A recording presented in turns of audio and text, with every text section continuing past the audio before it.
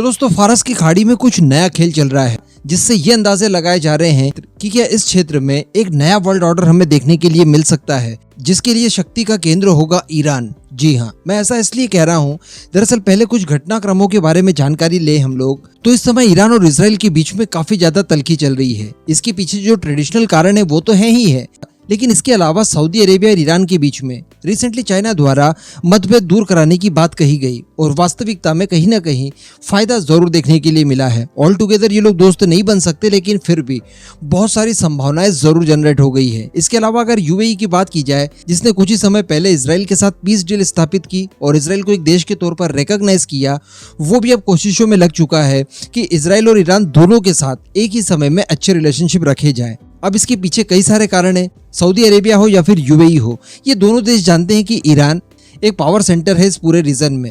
अब ऐसी परिस्थिति में अगर ईरान के साथ ज्यादा लंबे समय तक ये ट्रेडिशनल दुश्मनी चलती रही तो इसका खामियाजा भुगतना पड़ सकता है। हम सभी जानते हैं कि ईरान के पास ऐसे सोर्सेस हैं कि वो यूएई हो या फिर सऊदी अरेबिया हो, इन्हें अच्छा खासा डेंट पहुंचा सकता है। इसके अलावा चाइना की अच्छी खासी बैकिंग मिल रही है, रशिया की अच्छी खासी बैकिंग मिल रही है। ईरान की नौसेना की अगर बात की जाए तो वो इस समय रशियन नेवी या फिर चाइनीज नेवी दोनों के साथ मिलकर काम कर रही है। इस वजह से अब ईरान चाहता है कि इस क्राइटेरिया का एक्सपांशन किया जाए और इसे एक ऐसा संगठन बनाया जाए जो कि अमेरिका के गठबंधन को भी टक्कर दे सके। जी हाँ, दरअसल मैं आपको बता दूं कि फारस की खाड़ी में संभावित चुनौतियों से निपटने के लिए अमेरिका द्वारा एक टास्क फोर्स का गठन किया गया है, जो कि बहरीन के नेवल बेस से ऑपरेट करती है।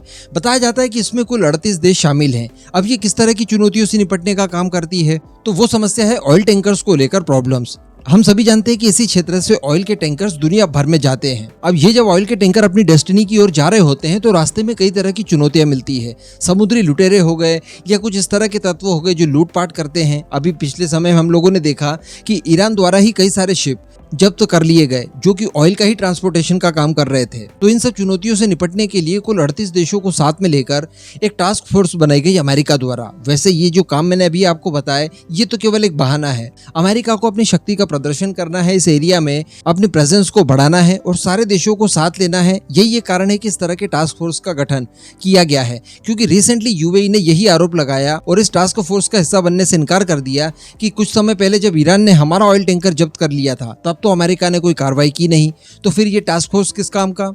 तो अल्टीमेटली अपनी पावर दिखाने का एक तरीका भर रही है अमेरिका का।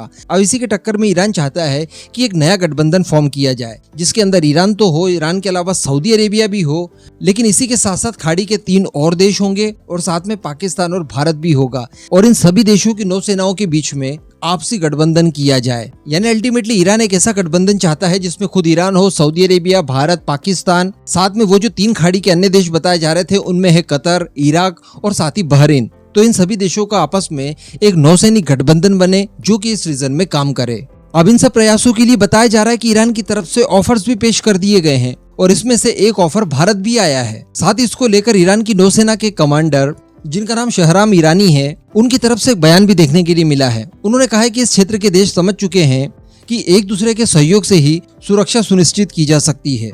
इसलिए बताया जा रहा है कि उनकी तरफ से जो प्रस्तावित गठबंधन की बात कही जा रही है उसे जल्दी ही फॉर्म कर लिया जाएगा। तो अल्टीमेटली ईरान के सामने अमेरिका और इजराइल जैसे देशों की एक लंबी चौड़ी चुनौती खड़ी है सामने, जिन चुनौतियों से निपटने के लिए अब ईरान ये चाहता है कि अमेरिका के संगठन के ही देश उसके साथ आ जाए, एक नया संगठन बनाए, जिसके बाद इस एरिया में जो वर्ल्ड ऑर्डर है उसे पूरी तरह से बदल दिया जाए। अब वैसे ये कहने में, सुनने में तो काफी ज्यादा आसान लगता है, लेकिन आप खुद सोचकर देखिए कि इन देशों को एक साथ अमेरिका और इजराइल के खिलाफ लाया जा सकता है, या इस गठबंधन में जो पाकिस्तान और भारत की बात की जा रही है, तो क्या दोनों देशों को एक साथ एक ही समय में एक ही गठबंधन के अंदर लाया जा भी सकता है, वो भी ईरान जैसे देश के प्रयासों से।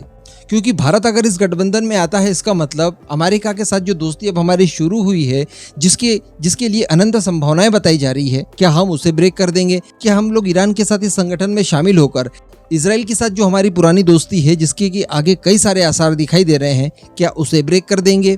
क्या ये सारी की सारी चीजें संभव यहाँ पर दिखाई दे रही है? तो बिल्कुल नहीं, जवाब यही होगा। लेकिन इसके बावजूद इस तरह की चीजें ईरान द्वारा करी जा रही है, यानी सीधे सीधे यहाँ पर मतलब समझा जा सकता है कि इसके पीछे कोई ना कोई काम कर रहा है, और वो जो काम कर रहा है वो चाइना है। चाइना दरअसल अमेरिका को ये मैसेज देने की कोशिश कर रहा है कि देखिए, आपके गढ़ में हम लोग घुस सकते हैं, 2 दुश्मनों को मिलवा सकते हैं, और ऐसा संगठन भी तैयार किया जा सकता है आपके ही गढ़ में, जो कि आपके ही लिए चुनौती बन जाए। आप थोड़ा सा समझिए मतलब को।